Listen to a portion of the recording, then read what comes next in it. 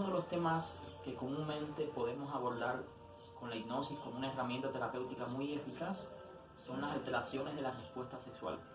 Las alteraciones de la respuesta sexual humana. Obviamente, para intervenir con esta técnica debemos recordar la frase de Antonio Capafons: quien no sabe ayudar sin hipnosis no puede hacerlo con ella.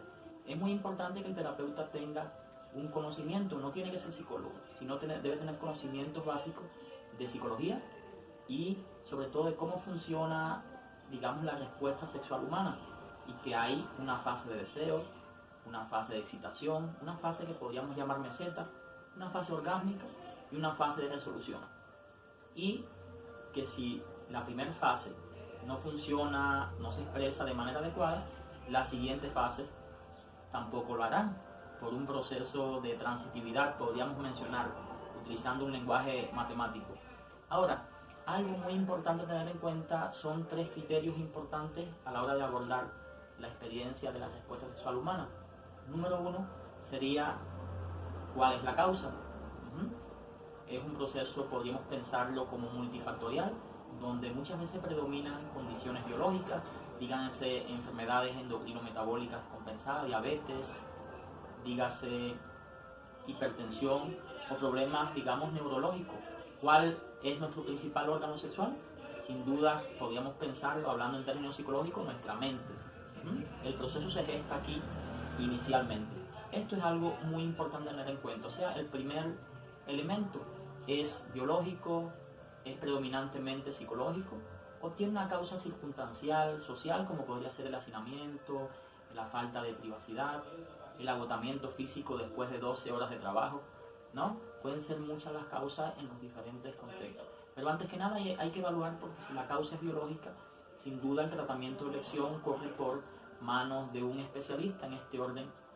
Podría ser, en dependencia de la causa, de un cardiólogo, un urólogo, un médico experto en temas de sexualidad, donde pueda evaluarse este proceso. Hoy se concibe que debe ser un abordaje multidisciplinario, al menos, o idealmente transdisciplinario. Esto es muy importante. El primer criterio es la causa. ¿Es biológica? Es la primera pregunta que nos tenemos o podemos hacer. Una segunda pregunta ¿es primaria o es secundaria? Cuando decimos primaria nos referimos a que la persona siempre ha vivido la experiencia.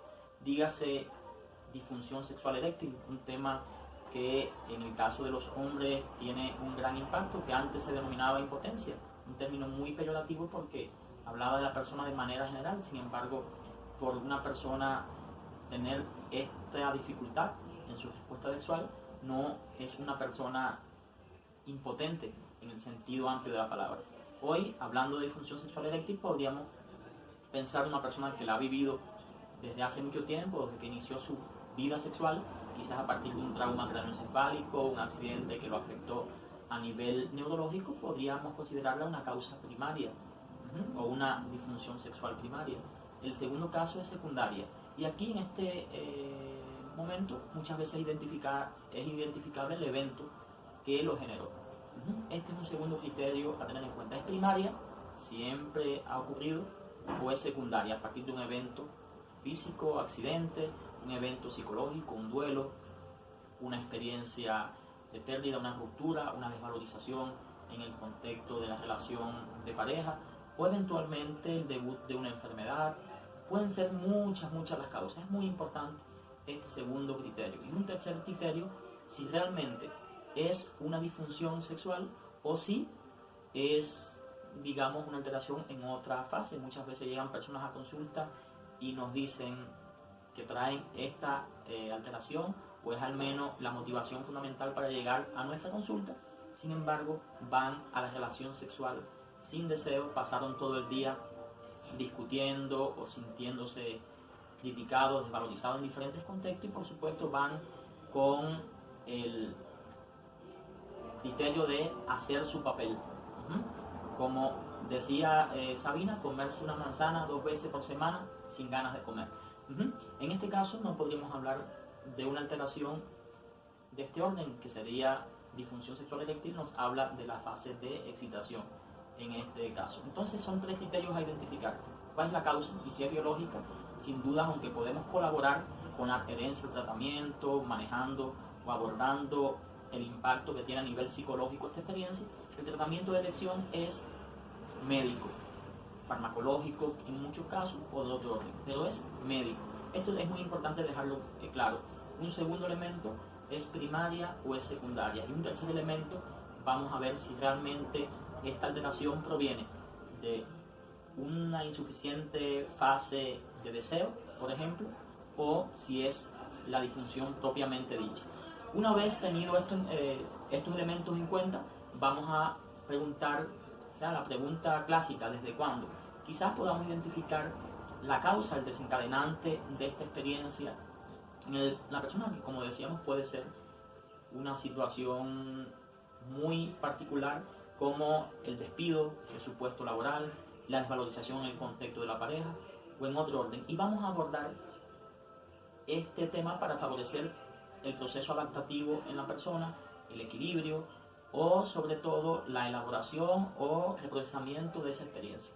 Y en un segundo contexto vamos a utilizar una técnica más directiva, más enfocada en el síntoma, más enfocada en la experiencia, que vamos a integrar con una técnica preconizada por Master y Johnson y desarrollada después, que llamamos focalización sensorial. La técnica de focalización sensorial es una técnica de orientación conductual que, integrada a este protocolo que vamos a mostrar en un próximo video, resultan muy efectivas para abordar la experiencia de disfunción sexual eréctil, siempre y cuando hayamos realizado un adecuado diagnóstico antes. Por supuesto que vamos a trabajar temas asociados a la valorización del consultante y un adecuado seguimiento para obtener los mejores resultados. Pero es sin duda una técnica con un gran valor para favorecer la respuesta natural que la persona necesita y por supuesto anda buscando en nuestro consultorio. Espero les sirva para la práctica clínica y puedan irla implementando progresivamente e integrando con lo que ya utilizan. Esperen el video.